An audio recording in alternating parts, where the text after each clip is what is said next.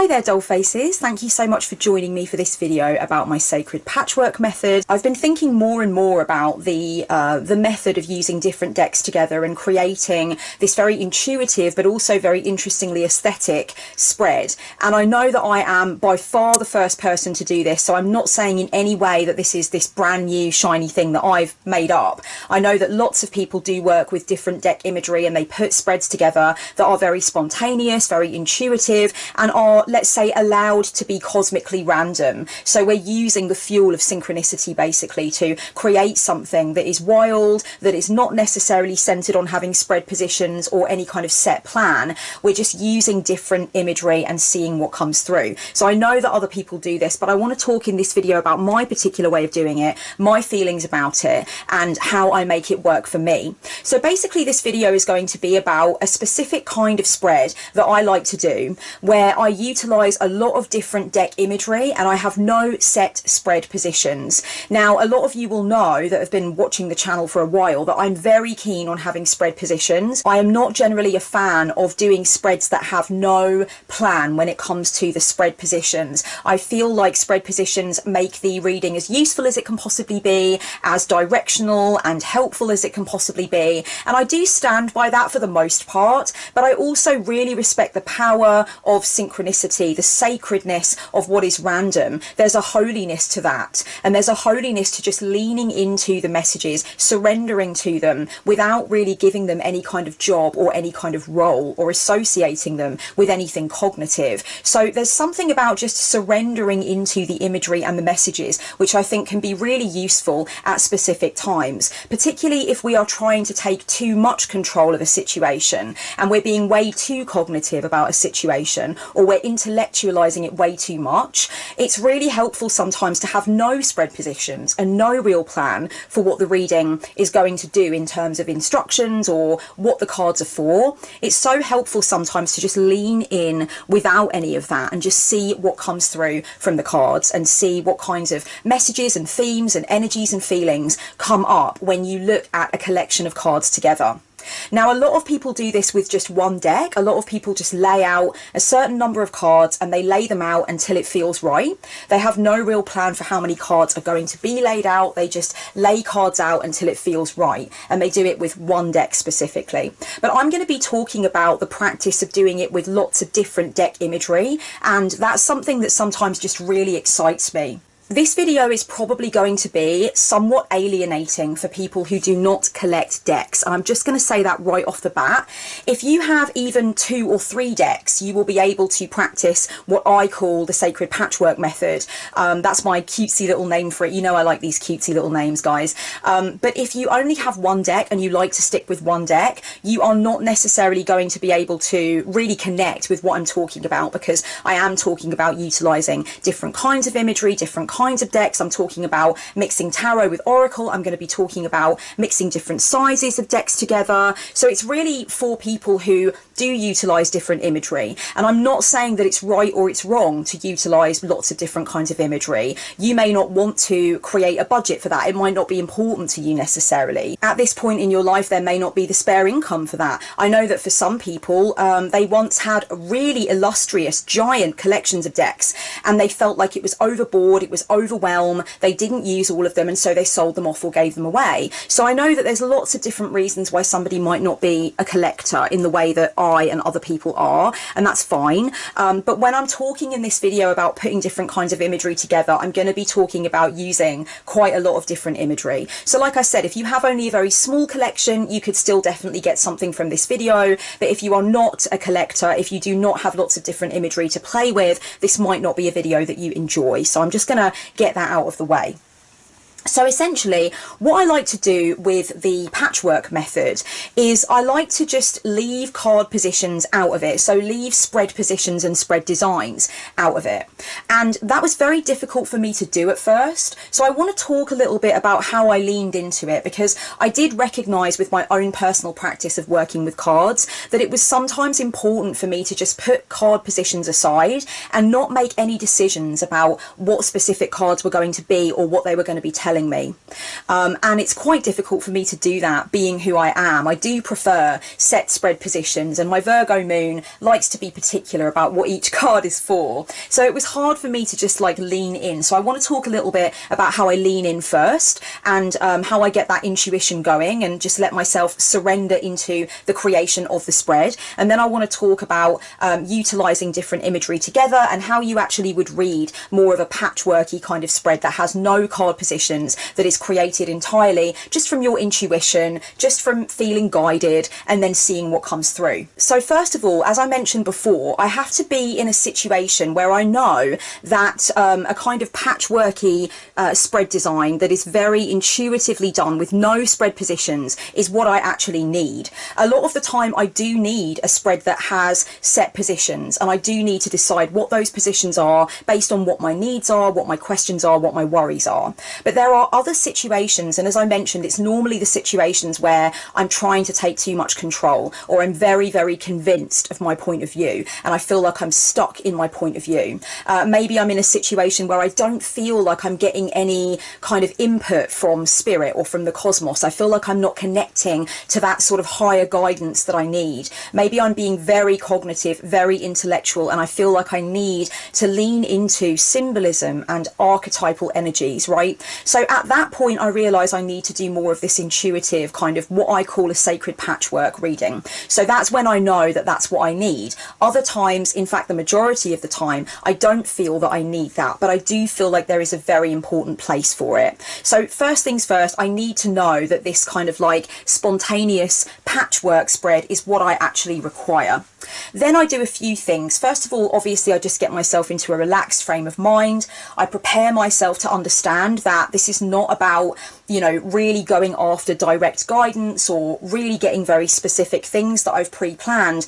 This is about surrendering to the imagery. This is about sitting in a meditative state with the spread that is laid out, just gazing at it, scrying with it, working with it, making those connections slowly and surely. I may need to take a little bit more time or just use a little bit more focus for the kind of intuitive patchwork kind of spreads than I would do for spreads with set positions. And I need to be willing to understand that I may not be able to immediately see useful things in a more patchworky spread where there are no spread positions. I might need to sit with it a bit longer. I might need to really lean into it and allow myself to feel a bit confused by it or stumped by it or even disappointed by it at times, because I just need to be patient with myself as I really examine the imagery and make those associations slowly in my head. The other thing that I do that really helps me to open up is I use certain tools that I find to be useful, and I'll just talk to you briefly about those tools so that you understand the kind of stuff that I use. So first of all, what I'm burning in the incense burner right now is patchouli. Now everybody's going to have their different things that they like to burn that are associated with, you know, letting go of your preconceived notions, opening up to your intuition and that kind of thing. For me, patchouli is one of the strongest contenders. It just really connects me to my witchiness. It really connects me to my deep spirituality, and there are reasons for that. Me and patchouli go back a very, very, very long way, and patchouli is something that my mother introduced me to, and it's part of our connection and our kind of spiritual growth together. I've got so many great memories of patchouli from my whole life long, and it's a really powerful tool for me. So I'm burning patchouli. I've also got a tea light going, and for me that kind of represents a guiding light. So it's about wanting to understand and get clarity from the messages that are going to come through from this reading. It's about understanding that even though I don't have set spread positions, it's okay, because I'm open to the clarity and the understanding that is going to come from just leaning into whatever it is that I create and letting those messages come through to me exactly as they need to.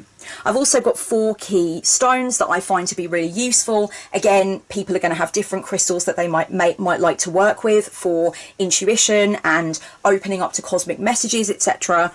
But for me, 4 of the ones I really enjoy are lapis lazuli, amethyst, the clear quartz, and the celestite. And for me, you know, they really are, for various different reasons, great when I'm trying to let go of my cognitive stuff, let go of my preconceived notions, let go of those little ideas that I'm hatching in my cognitive mind.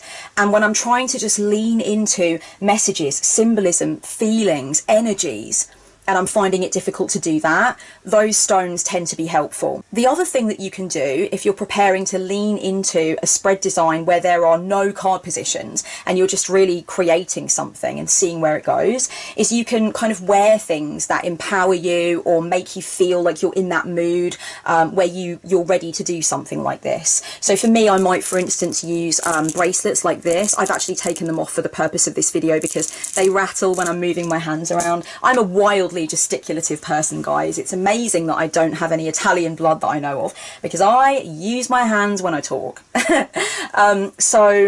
Yeah, I've taken them off, but these are bracelets that I wear like in ritual and ceremony and when I do devotionals to my matron, and they kind of get me in the mood. I've got power jewelry and witchy jewelry that gets me in the mood, so you can definitely do that. You can also use chimes, use chanting, do a sort of deep breathing practice. Just get yourself where you need to be to open up to messages. And don't forget the power of music, guys. Listening to some meditation music, some binaural beats, whatever it is that you want that's going to get you in the zone can also be really useful.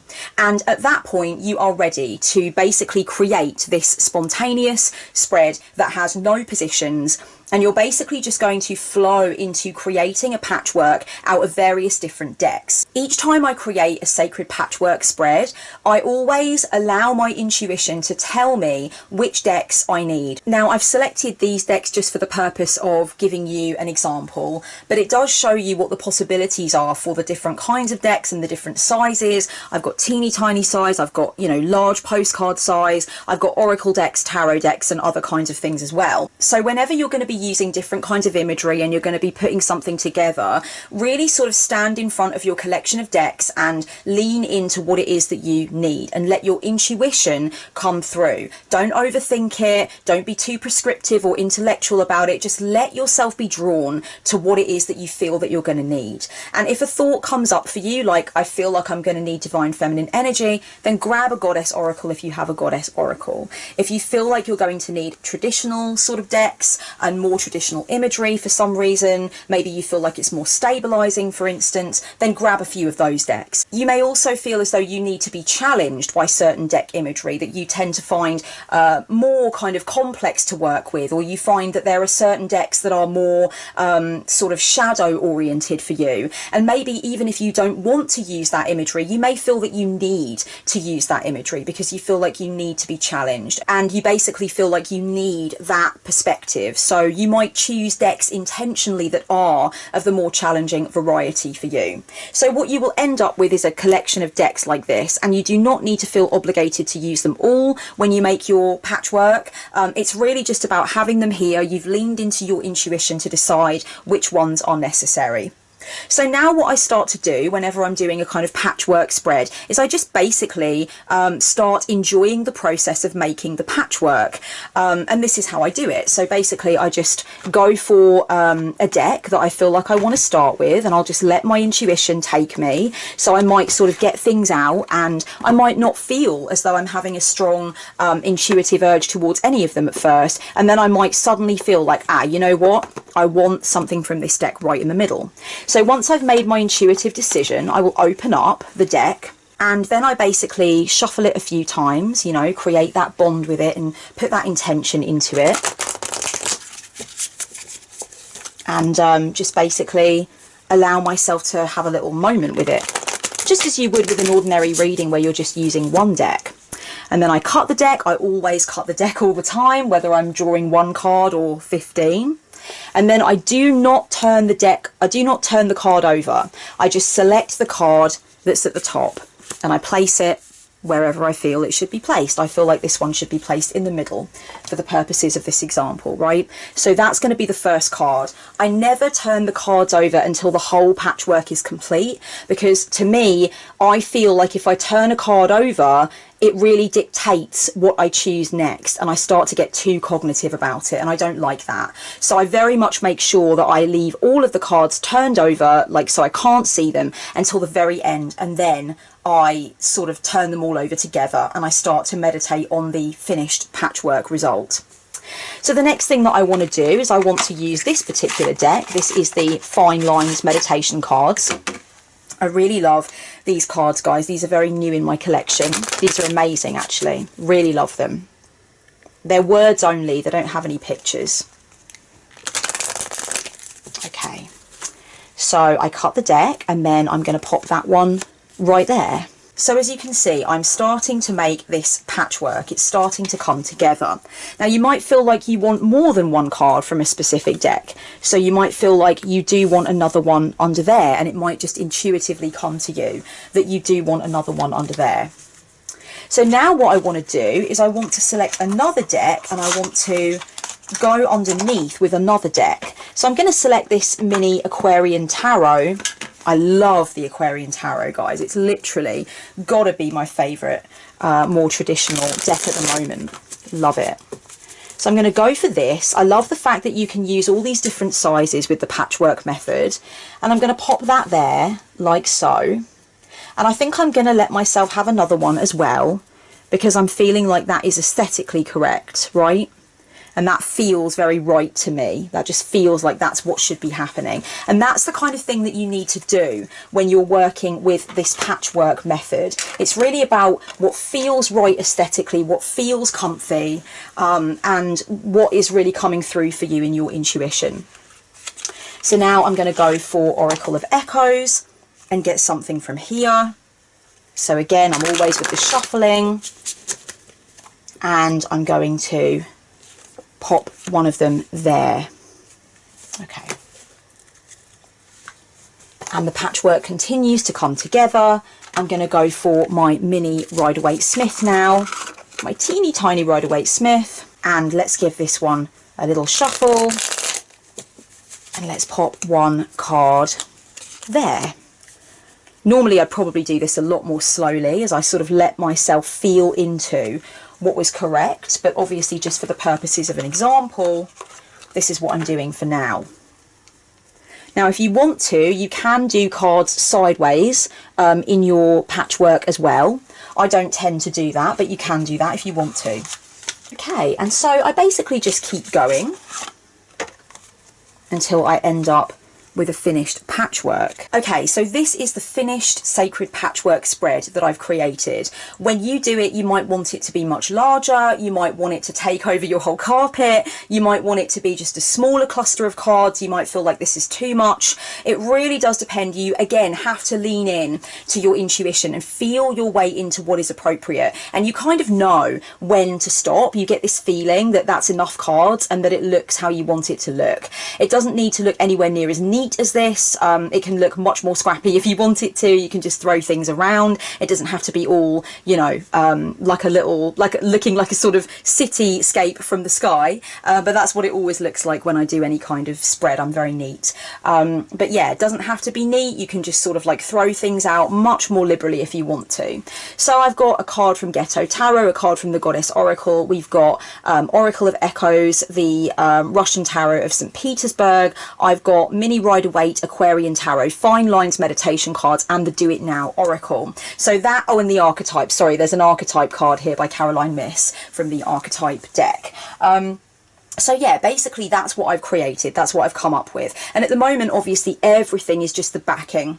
So now what I do is I begin to turn everything over, and you can start anywhere, basically just start turning everything over so you can see what you've got. And then it's just a case of sitting back and really just journeying into it, basically. Now, as you turn things over, you may notice that there is a certain piece of imagery that really calls to you. And that should probably be your starting point, right? So it's like you're being called to a specific part of the spread. You do not have to start in the middle. You do not have to start with the first card that you laid down. You can very much just feel into it. It's all about that intuition. So if you see, for example, when you turn over the Retreat versus Escape card from the Fine Lines meditation, and you think, oh my God, that's so much to do with where I am right now, that's really speaking to me, that's what I need, or that's intriguing, or that's kind of pushing my buttons, then by all means begin there. Place your eyes on that card in particular. Think about how it makes you feel. Think about possible interpretations for it. Sit with it. Think about how it might be challenging you or how it might be comforting you conversely.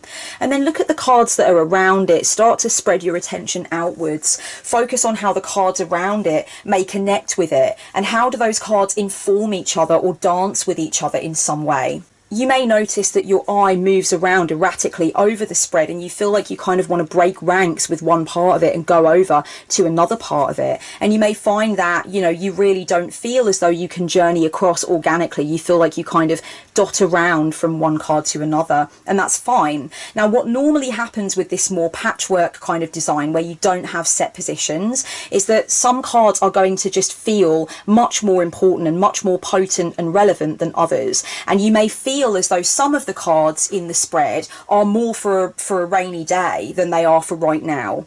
And I think you've got to give yourself permission to recognize that with something like this. So whenever I'm doing a sacred patchwork spread, I always recognize that it might be the case that not every single card wants my attention right now. Some of the cards, or just one or two, may actually be for the future. I may not necessarily be able to connect with them right now. They may not necessarily have anything that's current. It might be more that I need to think about them in the coming days or weeks. Now, for some of you, that might seem like a bit of a cop-out. It might seem like you really should kind of focus on every card. But for me, I see it more as a kind of painting in a way. And I feel like there's no real necessity to focus on every single element of the painting at the same time. I feel like your eye is drawn with this kind of spread to whatever is most relevant and whatever is calling to you. And it's okay if other things don't call to you and you don't feel like they necessarily have a message right at the moment. And that's the beauty of doing something like a patchwork spread with lots of different imagery, where you're not really committed to any specific card sort of positions. You're not committed to a set spread. You're not saying to yourself, okay, we're going to have 5 different focus areas, 5 different cards, and I'm going to get a meaning from every card, and I'm going to focus on every focus area that I've chosen. With something like a patchwork design, where you just sort of lean into it and it's got lots of different clashing imagery, you can go where the fancy takes you, and you can go where you feel strongest, and you can really just allow that to happen. And of course you can take a photo, so if you want to go back to a specific part of the spread later and think about how it related to other cards, or just examine it in a way that you didn't feel you could in the first place, then you can do that. You are at liberty to do that. There's no rule book here. There's nobody standing over your shoulder marking your progress or telling you how to do this. So you really are at liberty to decide that there are certain parts of the spread that really make much more sense or are calling you more, and you can work on those parts to the detriment of perhaps other parts that aren't speaking to you as much. Now, what I will say is that it is important that you recognise the difference between a card that isn't necessarily calling you as much or giving you as much versus a card that you're trying to avoid because it's making you feel shadowy and you do not want to confront it. And that's really down to the individual to recognise that. I know that I definitely have a certain level of sort of familiarity with myself now, and a certain degree of authenticity with myself, where I will look at a certain card and I will want to tell myself that it's not necessarily something I need to focus on, but actually, like, in my heart of hearts, I know that it's just my fear of what that card represents and that I do need to edge towards it. Now, before I finish up this video, I want to talk about the possibilities with this kind of method. First of all, can you do this kind of thing for a very general reading where you're not necessarily focusing on anything specific? I actually think it's probably better for that than a card with set spread positions. And I don't know what you guys think. I'd love to know about your opinions down in the comments below as to whether or not you think this kind of method is actually better for a general reading. So many people do like to do general readings for themselves, or they do like to purchase general readings from professionals where there isn't necessarily any specific query or focus area. It's more about just seeing what comes up from the cards, what comes through, basically. And, you know, there are some people who come from the school of thought that says that that kind of reading can't really be as helpful as a reading that is more specific and focused. And I would agree with that. I think it can be interesting to have a reading that's incredibly general, where it's just about what comes up. But I do think it can be much more helpful to have a spread design that is geared towards a specific thing, even if it is something that seems quite general, like, you know, I generally feel unhappy and I want to know what to do to feel happier and more positive. That in a sense is general in a way, because it's not focusing on any specific aspect of life, but it's still an aim. You still have a focal point. You're still giving some information to the reader or applying some kind of focus to your reading. Yeah, so already it becomes a lot less general and a lot more useful in my mind. But with a spread like this is really just, if you want to see it that way, it's kind of a meditation, right? It's a meditative process. So in a way, you don't need to have any question or any query whatsoever. It can just literally be something that you do to delve into imagery, to surrender to symbolism, to open up to what the cosmos may want to say to you. And it could be a really delightful thing to do, like once a week or once a month or whatever, or something amazing to lay out during a specific lunar phase that is special to you. It could be great to do on a Sabbat or on your birthday if you do a reading on your birthday. It's really good to just have this very general thing where you just let different imagery dance and come alive for you, and there isn't a specific aim or objective. So yeah, I do think you can do general readings without a focal point. I also think it's very possible to use this kind of spread for a specific focal point, but at the same time you have to know, like I said at the very beginning, that this is the kind of spread that you need, because quite often when we have a very specific issue that we're trying to deal with, spreads with proper card positions and a planned structure are much more useful for people, because normally we're trying to solve a problem, we want a strategy, we're stuck and we want to understand how to get unstuck. So something like this, where there's no spread positions, there's no like, this is the action card, this is the clarity card, this is the strength card, you know, there's nothing like that. It's just literally a wash of different imagery and a mishmash of different colours and words. That kind of thing can be very frustrating if we know what our problem is and we are simply seeking a strategy. So in that case, this kind of spread would not be as useful, and you're going to want to go for a spread with set positions. So anyway, this is just some chatting and talking about the sacred patchwork method. I'm sure there are different names for it. I'm sure there's a lot of different things people have said about the technique of just laying out different imagery from different decks. Like I said, I'm sure I'm not the first person to do this, but I call it the sacred patchwork method, and I am now selling sacred patchwork readings in my online store. I think it's high time that I actually allowed myself to do this for my clients as well. So if you want to give this a go, if you feel like you've got enough decks to give this a try and really sort of enjoy yourself with it, then by all means do so and let me know how it goes. Let me know whether or not you enjoyed it, or conversely, you know, did you really dislike it? Did you find like that it was frustrating or anything like that? I'd love to know. I'd be really interested. And don't forget, you know, you can really just work it like a pathway if you want to. You can let your eye or your heart take you where you want it to take you. You can journal a little bit about every card if you want to. You can also select certain cards that you feel are speaking to you and put them on your altar and work with them and put the rest of the spread away. You can take a photo and you can return to the image of the spread and see what it's saying to you in a week's time or a month's time. See if it makes any more sense. It might actually have been very predictive and very prophetic for you. So there's a bunch of different ways that you can work with this kind of thing, and you can even use it as inspiration for things like poetry, making art, composing music, writing novels, anything like that. So it can really be an interesting sort of storyteller technique, or a kind of sort of a way to gather inspiration as well. So many different ways in which this kind of spread can be useful. And if you want to purchase a sacred patchwork reading from me, they are now available in my online store. I will leave the link down below, and there are a certain number, a limited number of the video format for the sacred patchwork reading on sale at the moment for a very, very low price. I don't know how many of them I'm going to sell at that price, but if you click on the link and there is like a red announcement at the top of the text that says